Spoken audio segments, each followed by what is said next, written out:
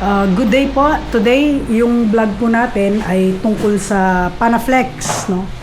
So, I'll just show you kung ano yung inside ng isang lighted Panaflex. So, ang material, yan yung tinatawag natin na Panaflex at mas makapal po siya sa ordinaryong tarp.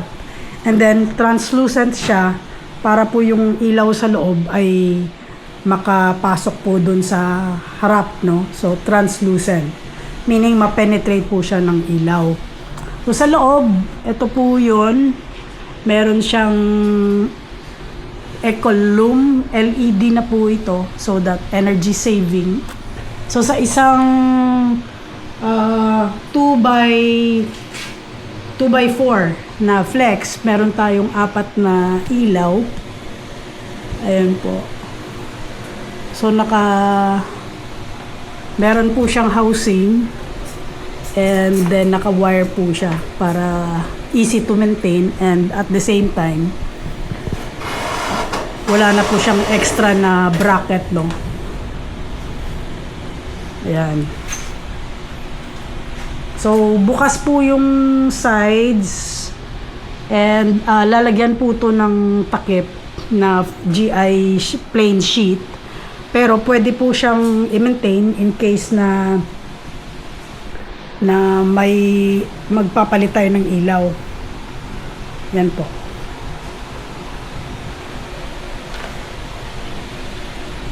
Yan. So ngayon, lamination po yung gagawin kasi printed, ano po to, printed flex. Kaya ilalaminate siya para hindi mag-fade over time at mas matagal yung signage natin. Ayan.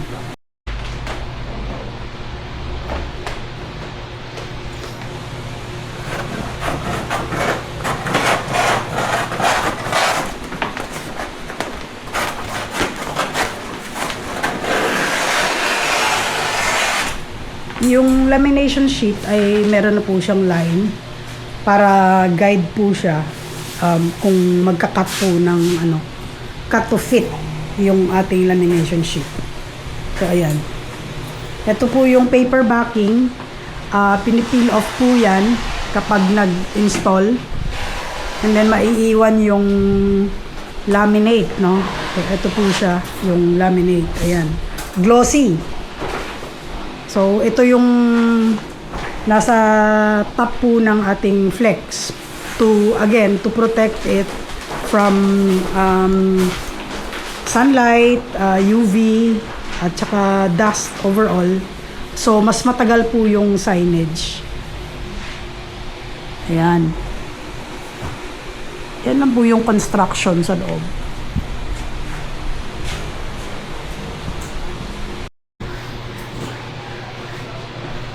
So, before po mag-apply ng laminating sheet, make sure na malinis po yung ating flex at wala po siyang dust. Kasi pag meron pong sandy or gritty material sa top, ay makikita po yun during lamination. At magiging sanhi po yun ng pagbabubble ng laminating sheet.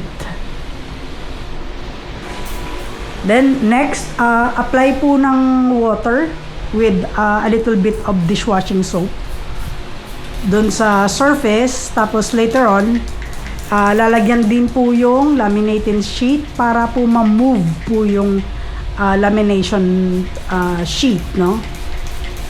During application. So, lagyan muna natin ng dishwashing liquid plus water na solution.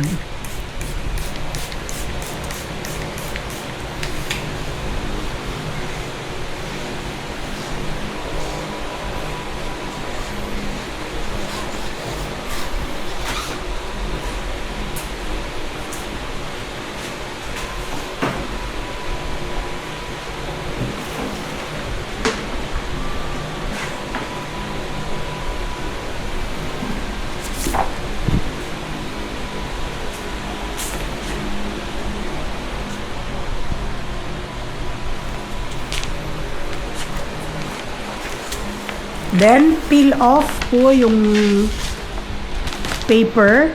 Maiiwan po yung sticky part.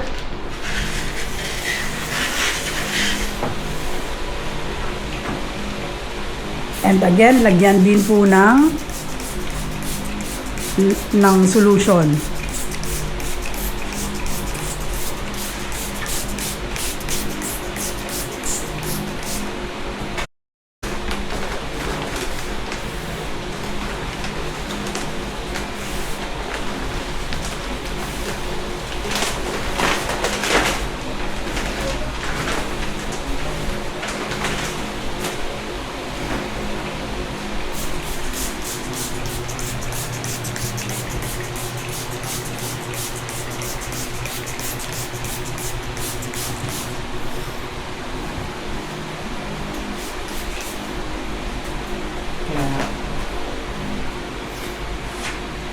Okay na po yan. And then, babalik ta rin po yan. So, kailangan ng, tulong. So, at least, dalawang tao po yung, maglalagay, no?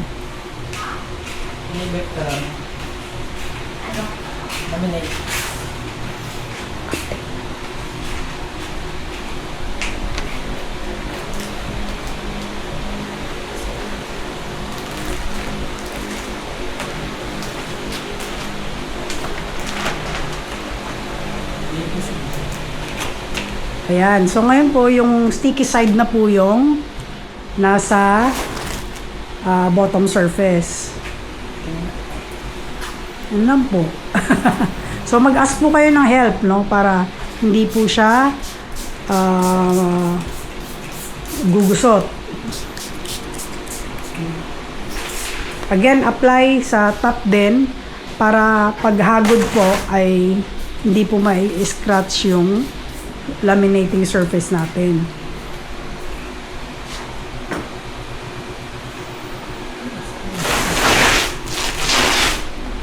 Yan. Ito naman po yung procedure para mawala yung bubbles at ma-stick yung lamination.